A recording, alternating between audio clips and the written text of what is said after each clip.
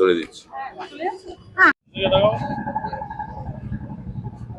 বলো, আমি ভোট দিতে ঢুকেছিলাম, বলো।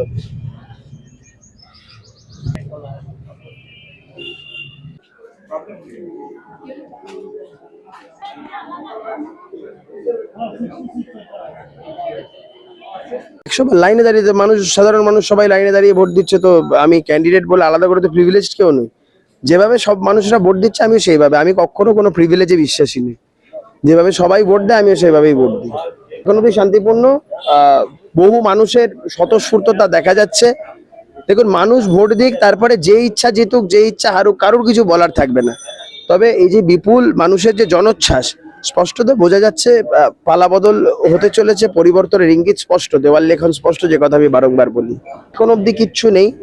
ইলেকশন কমিশন এখন অব্দি ভালো কাজ করছেন, কিন্তু তবে একটা জিনিস আমি ওদেরকে বললাম, সেটা হচ্ছে আইডি কার্ডস গুলো ওরা যেটা আছে দেখে নিচ্ছে, সেটা ওরা করছে।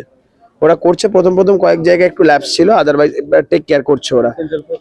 একদম সেন্ট্রাল ফোর্সের ভূমিকা স্যাটিসফ্যাক্টরি এখনো অব্দি।